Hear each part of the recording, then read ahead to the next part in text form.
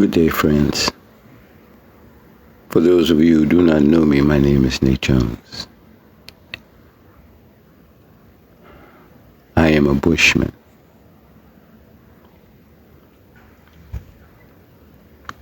I want to share with you a testimony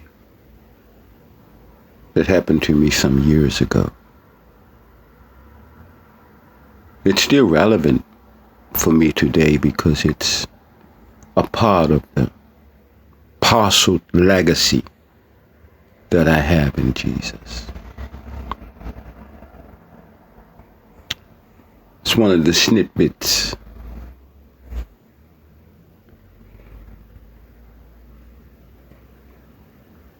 or gems that I keep in my bosom that every now and again I can look in my pouch and just gaze over what God has done for me. Okay.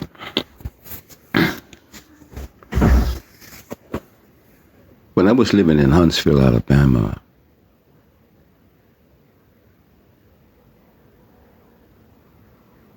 I was about to get married, and I settled on a house that I thought would be fitting for me and my family to be living in. It was a 5-bedroom house and 3 bedrooms was upstairs with 2 bathrooms upstairs and 2 bedrooms downstairs with 1 bath. It was a very nice family house. It was a corner lot, and I was buying the property from a Filipino lady. Her name was Miss Curante. Anybody who's part of the Oakwood community in Huntsville, Alabama, knows of Mrs. Curante because she was instrumental in helping a lot of people of color back in the day. And so I had met her, and she was selling me that house, and I had made the down payment to the house with the intentions of going to Bermuda because I was a taxi driver, and I was going back to get the rest of the money to complete the sale and process of ownership. I went to Bermuda to accomplish the task of finalizing on the house. But in the meantime, I had a neighbor that was very, very peculiar neighbor.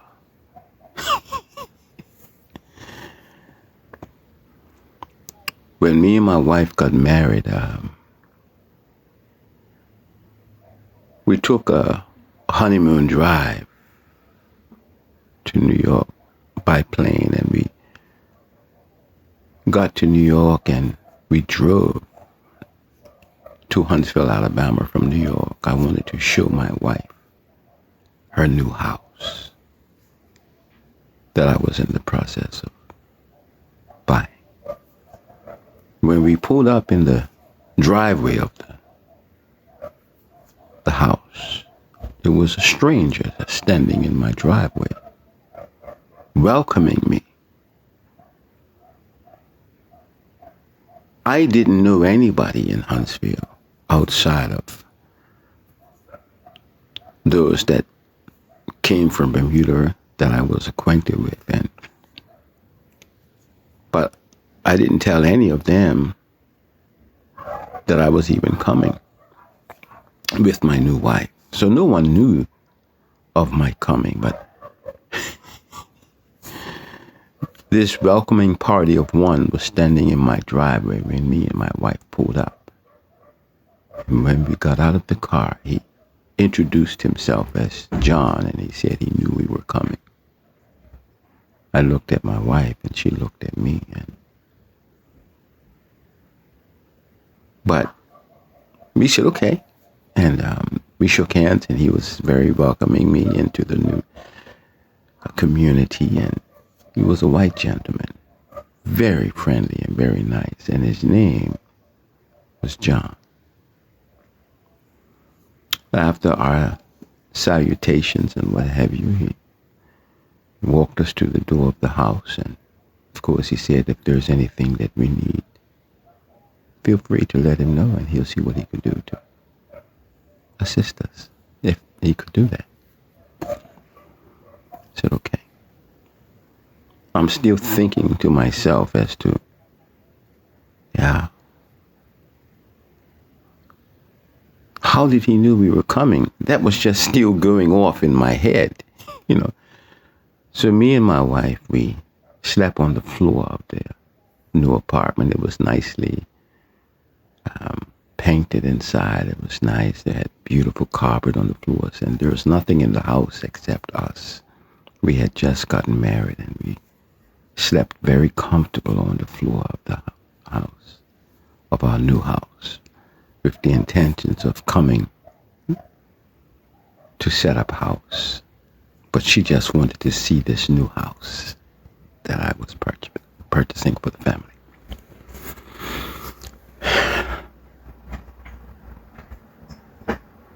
As we were going through the building stages of the house, getting everything and so forth and so on, my wife had broke the toilet for some reason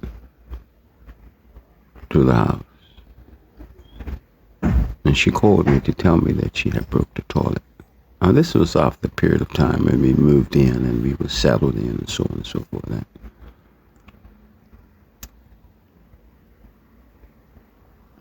I was thinking to myself, man, where am I going to get the money to pay for this toilet? Because I'm trying to get the money to finish paying for the actual down payment to the house so I can actually call the house more. There was a knock at the door, and there was John.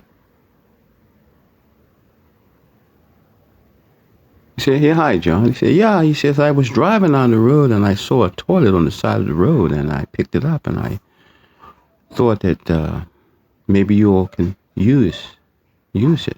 And me and my wife looked at each other because we had just broke the toilet.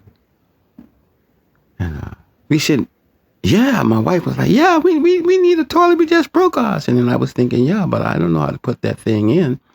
So when John looked at my face, he's like, well, what seems to be the problem? I said, well, John, I don't really know how to fix a toilet or to put it in. He said, no, I know how to do that. I'll install it for you. So he installed his toilet.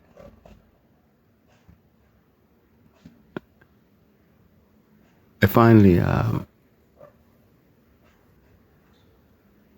went to Bermuda. I left my wife there because I felt that she was in good hands with my next door neighbor, John, beside her. She was very pregnant at the time, and but I had to go to Bermuda to drive cab to try to get the money to be able to pay for the down payment of the house. So I went to Bermuda, and I worked very frantically to accomplish my goal. But when I came back, I didn't have all the money that I needed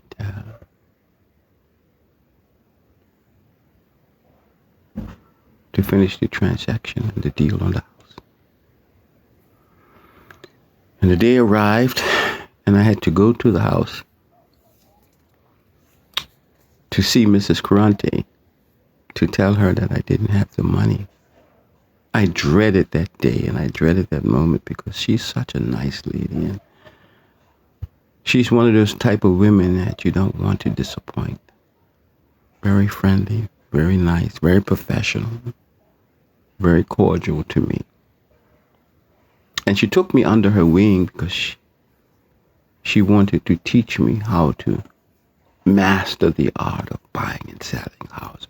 And I was excited about it. So I drive up to her house, which is in a very upscale neighborhood, very ritzy neighborhood. And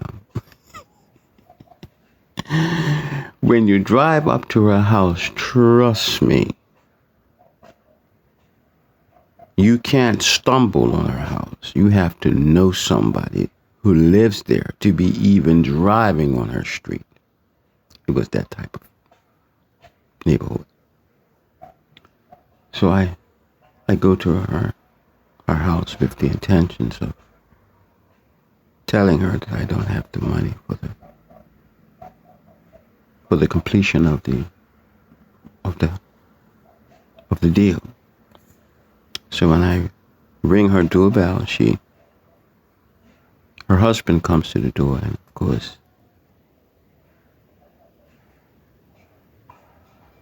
he sees that I'm there for his wife, so he tells me, hold on, and he goes and gets her, and she comes to the door very smiley and very inviting, and she asks me to come in.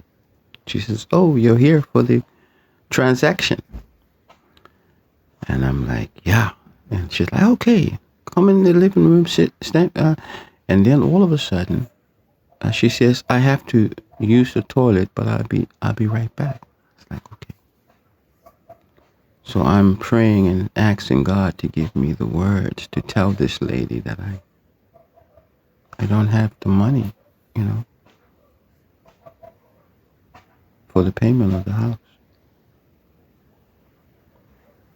So I'm standing in her living room. And as she's coming to me from the toilet she had just finished, the doorbell rings to her house, and she says, oops, sorry, just give me a minute. I got to go answer the doorbell. And I was glad because it gave me some more time to pray because I didn't have the money. She goes to the door and she comes back and she says, it's not for me, it's for you. I look at her as if to say, you have to be kidding me. How can it be for me? This is not my house. Furthermore, who would even look for me in such a neighborhood? I don't even belong in that neighborhood. So why would anybody come there looking for me? It was so peculiar to me. I was dumbfounded. I was shocked. Who could that be? For me? The doorbell for me? And she was just as shocked. She said, like, yeah, somebody's here to see you. So I go to the doorbell. I go to the door. And it's my neighbor, John, at the door. Tall, white gentleman with a smiling disposition and face. He looks at me and he says, here. And he puts his hand out and places within my hand a sum of money. And then he walks off. As he's walking off, I look in my hand, and the exact amount that I need for the down payment to finish the payment on the house, it's in my hand. I turn and go back in the house. Mrs. Corrante doesn't even question the fact that somebody knocked on her door for me. She just simply says, okay, so let's conduct the business, shall we? And I was like, yes, we shall. I was able to give her what it was that she required, and I closed the deal on the house that day. There's another part to this story that I'm not going to take the time to get in right now because of the time. But when I stop and I look back on how good God has been to Nate Jones,